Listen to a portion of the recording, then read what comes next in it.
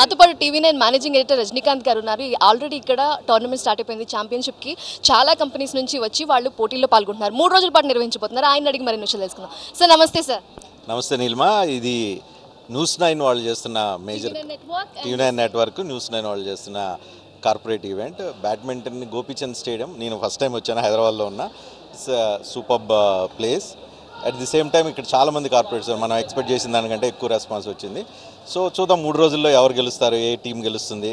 వాళ్ళందరికీ last 10th 11th కదా, 11th వాళ్ళకి మనకు ఎవరు గెలిచిన వాళ్ళకి ప్రైజ్లు ఇద్దాం. లాస్ట్ ఇయర్ ఫుట్బాల్ పోటీలు పెట్టినప్పుడు కూడా హ్యూజ్ రెస్పాన్స్ కనిపించింది. And this time badminton championship పెట్టినప్పుడు అసలు ఎంతమంది కంపెనీస్ ఎంతమంది ఎన్రోల్ చేసుకున్నారంటే లిస్ట్ చాలా పెద్దగా ఉంది. ఇంత రెస్పాన్స్ అసలు ఎక్స్పెక్ట్ చేశారా? అంటే బ్యాడ్మింటన్కి హైదరాబాద్ ఈజ్ హెడ్ క్వార్టర్ అనుకోవచ్చు. ఎందుకంటే గోపీచంద్ తర్వాత సైనా, ఇట్లా సింధు, ఇంతమంది ఉన్నారు కాబట్టి వీళ్ళందరూ role models for youngsters and మిగతా వాళ్ళకి. సో కాబట్టి ఒక రకంగా చెప్పాలంటే మన దగ్గర బ్యాడ్మింటన్ ప్రియులు ఎక్కువ మంది ఉన్నారు, బ్యాడ్మింటన్ ఆడేవాళ్ళు ఎక్కువ ఉన్నారు, ఛాంపియన్స్ ఉన్నారు. సో కాబట్టి హైదరాబాద్లో ఇంత క్రేజ్ ఉందని చెప్పి అనుకోవాలి. సరే, ఏ గేమ్ పెట్టినా, లాస్ట్ టైం ఫుట్బాల్ పెట్టినా, ఇప్పుడు బ్యాడ్మింటన్ పెట్టినా న్యాచురల్గా టీవీ9 నిర్వహిస్తున్నతో పాటు ఈ ఇనిషియేషన్ అండ్ ఈ స్పోర్ట్స్మెన్ స్పిరిట్ అనేది ఎక్కువ ఉంది కాబట్టి ఎక్కువ పార్టిసిపేషన్ కనిపిస్తుంది. అప్రిషియేట్ చేయాలా.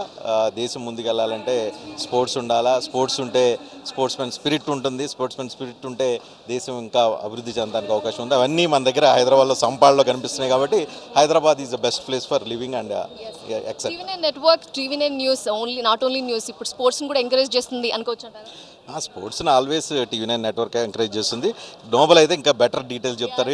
ఏంటంటే మేజర్ వీళ్ళు ఆర్గనైజ్ చేస్తారు. I want to know from you, what is your favorite sports? What do you like to watch? అంటే చిన్నప్పుడు అయితే క్రికెట్ చూసేవాళ్ళం. తర్వాత అది ఎందుకో తెలియకుండానే రకరకాల కారణాల వల్ల ఏజ్ పెరిగే కొద్ది క్రికెట్ మీద ఇంట్రెస్ట్ చచ్చిపోయింది. తర్వాత కొద్ది కాలం టెన్నిస్ చూసేవాళ్ళం. సో ఏజ్ పెరిగే కొద్ది దాని మీద కూడా ఇంట్రెస్ట్ పోయింది. ప్రస్తుతం న్యూస్ మా వరకు అయితే న్యూస్లోనే బతుకుతున్నాం, న్యూస్లోనే జీవిస్తాం, న్యూస్లోనే నిద్రపోతాం. సో పెరిగింది అని అనలేము, బికాజ్ ఎందుకంటే యూఆర్ లుకింగ్ సో యంగ్.